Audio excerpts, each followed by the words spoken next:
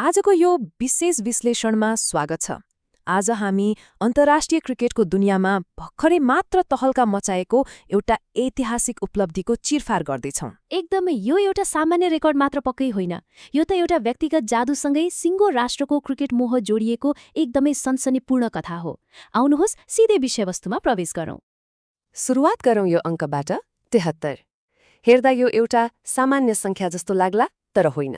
हो नि, अन्तर्राष्ट्रिय क्रिकेटमा 150 एकदिवसीय विकेट पूरा गरेर नयाँ विश्व कीर्तिमान कायम गर्न लागेको ठ्याक्कै खेल सङ्ख्या हो यो।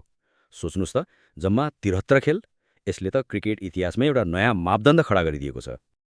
अब लागौँ खण्ड 1 तर्फ। 150 विकेटको दौड र विश्व कीर्तिमानको तोड। यो उपलब्धिको विशालता साँच्चै नै पत्याउन गाह्रो छ। अस्ट्रेलियाका दिग्गज फास्ट बलर मिचेल स्टार्कको अघिल्लो कीर्तिमानलाई पुरै 4 खेलले उछिनिएको छ। यहाँ फास्ट बलरहरूको मात्रै एक छत्र राज रहने यो सूचीमा नेपालको एउटा 25 वर्षीय लेग स्पिनरले यसरी बाजी मार्नु भनेको क्रिकेटको इतिहासमै विरलै देखिने दृश्य हो। यो साँच्चै नै अद्भुत छ। यो कीर्तिमान आधिकारिक रूपमा मे 2026मा त्रिवी क्रिकेट मैदानमा स्कटल्यान्ड विरुद्धको खेलमा दर्ता भयो। त्रिवी मैदानको त्यो माहौल सम्झिनुस् त। त्यो जादुमय स्पेल सामु स्कटल्यान्डको मध्यक्रम तासको पत्ता जस्तै ढलेको थियो। 10 ओभरमा जम्मा 39 रन खर्चेर 3वटा महत्त्वपूर्ण विकेट। यो स्पेलले त खेलको पुरै दिशा नै परिवर्तन गरिदियो। खण्ड 2 रङ अनको संरचना, एक बायोमेकानिकल विश्लेषण। आखिर यो बलिङ यति धेरै घातक कसरी भयो त? अस्ट्रेलियाका पूर्व स्पिनर ब्राड हकको विश्लेषण हेर्दा यो कुरा प्रष्ट हुन्छ। महान शेन वार्नसँग तुलना गर्दा यहाँ एउटा गजबको भर्टिकल अर्थात् ठाडो हातको एक्सन देखिन्छ। एकदम सही कुरा। बल फ्याँक्दा शरीर पछाडितर्फ ढल्किने र हात सिधा माथिबाट आउने यो शैलीले वास्तवमा परम्परागत लेग स्पिनको सिद्धान्तभन्दा ठ्याक्कै उल्टो काम गरिरहेको हुन्छ। यही भर्टिकल एलाइनमेन्टको कारणले गर्दा परम्परागत लेग ब्रेक धेरै टर्न हुँदैन। खासमा रङन भनेको त्यही बल हो जसले ब्याट्सम्यानलाई नराम्ररी झुक्याउँछ। हो, एउटा दिशामा स्पिन होला भनेर ब्याट्सम्यानले सोचिरहँदा बल अर्कै दिशामा घुम्छ। त्यसैले त यो झुक्याउने रङन नै सबैभन्दा शक्तिशाली हतियार बन्न पुग्छ। अब यहाँनिर एउटा रोचक कुरा छ। स्कटल्यान्ड विरुद्धको खेलमा प्रयोग गरिएको रणनीतिक परिवर्तन साँच्चीकै अविश्वसनीय थियो। जुन बललाई परम्परागत रूपमा बीचबीचमा मात्र फालिन्छ, त्यसलाई नै यहाँ मुख्य स्टक डेलिभरी बनाइयो। अचम्म लाग्दो कुरा त के भने पुरै 78% रन अन बल फालियो। यो त ब्याट्सम्यानको मानसिकतासँग खेलिएको एउटा खतरनाक माइन्ड गेम नै थियो। ब्राड हगले ठ्याक्कै भनेकै कुरा हो। यो उत्कृष्ट छ। भित्र पर्ने मुख्य ब्याट्सम्यानलाई आउट गर्न सक्ने क्षमता नै सबैभन्दा ठूलो पुँजी हो। र यही निरन्तरताले गर्दा नै आइपिएलदेखि बिग ब्याश लिगसम्मका विश्वभरका फ्रेन्चाइजीहरूले शीर्ष क्रमका ब्याट्सम्यानहरूलाई ध्वस्त पार्न यो प्रतिभालाई निरन्तर आफ्नो टोलीमा भित्र्याउन चाहन्छन्। अब लागौँ खण्ड 3 तर्फ। पुनरागमनको समयरेखा र यसका वस्तुगत तथ्यहरू।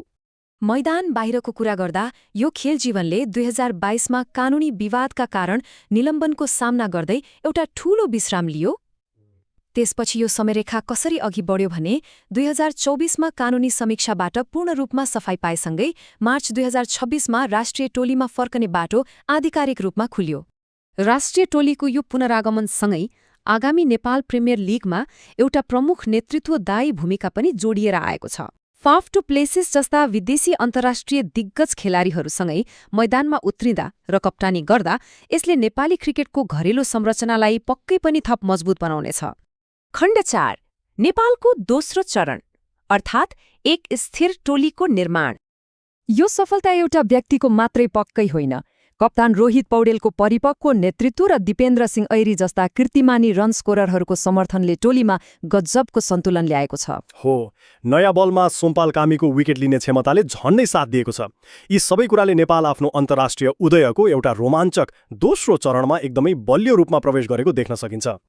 यहाँ बुझ्नुपर्ने सबैभन्दा महत्त्वपूर्ण कुरा के हो भने एकातिर स्पिन आक्रमण ऐतिहासिक रूपमै शक्तिशाली छँदैछ, अनि अर्कोतिर यसलाई करण केसी र सोमपाल कामी जस्ता अनुभवी फास्ट बलरहरूको गहिरो समूहले बलियो साथ दिइरहेको छ।